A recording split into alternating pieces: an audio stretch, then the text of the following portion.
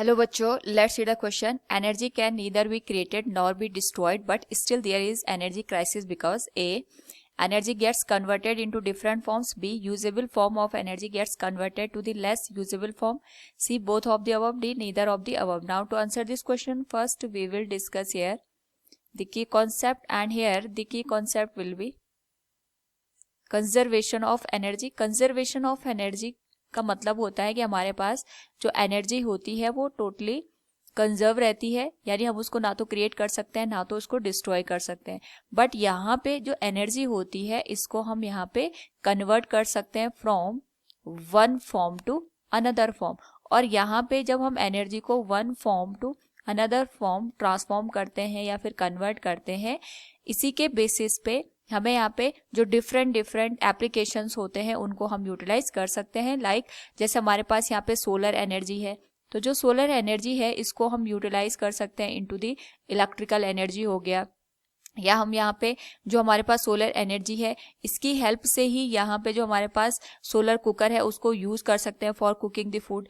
तो according to the question हमसे पूछा गया है energy can neither be created nor be destroyed but still there is a energy crisis. इसका reason क्या है कि यहाँ पे हमारे पास ना तो हम एनर्जी को क्रिएट करते हैं ना हम उसको डिस्ट्रॉय कर सकते हैं, फिर भी जो हमारे पास जो एनर्जी क्राइसिस है वो एग्जिस्ट करता है. इसका रीजन ये है कि हमारे पास जब हम किसी भी एनर्जी को कन्वर्ट करते हैं तो हम उसको एक फॉर्म से दूसरे फॉर्म में कन्वर्ट करते हैं, लेकिन जब हम उसको एक फॉर्म से दूसरी फॉर्म में कन्वर्ट कर रहे होते हैं उस पर्टिकुलर केसेस में कुछ एनर्जी हमारे पास अनदर फॉर्म ऑफ एनर्जी में कन्वर्ट हो जाती है. यानी जो एनर्जी को हम यहाँ पे यूज करना चाहते हैं वो 100% दूसरी फॉर्म में यहाँ पे कन्वर्ट नहीं होती है, वो अदर फॉर्म ऑफ एनर्जी में भी यूज हो जाती है, जिसको हम यहाँ पे लॉस का नाम देते हैं. जैसे अगर हम बात करें यहाँ पे जो हमारे पास यहाँ पे थर्मल पावर प्लांट होते हैं उसमें हम केमिकल एनर्जी का यूज करते हैं, लेकिन जो केमिकल एनर्जी उसमें यूज होती है वो टोटली यहाँ पे इलेक्ट्रिकल एनर्जी में कन्वर्ट नहीं होती. अगर हम थर्मल पावर प्लांट की बात करें तो 60 to 70% ही एनर्जी हमारे पास यहाँ पे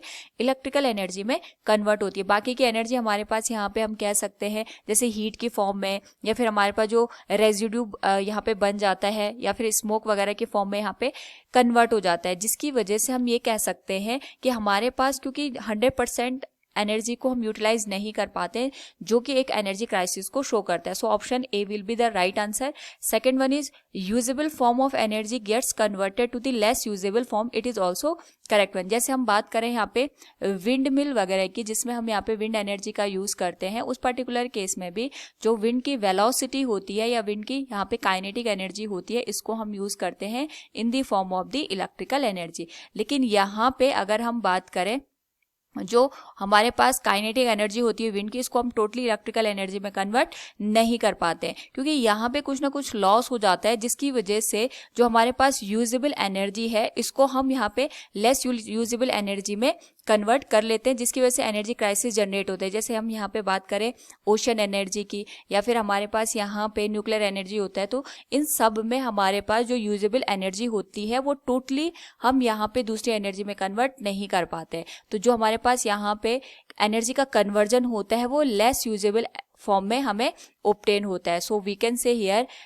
the correct answer of the given question will be both A and B. Option C will be the right answer. Hope all you understood it. Thank you and best of luck.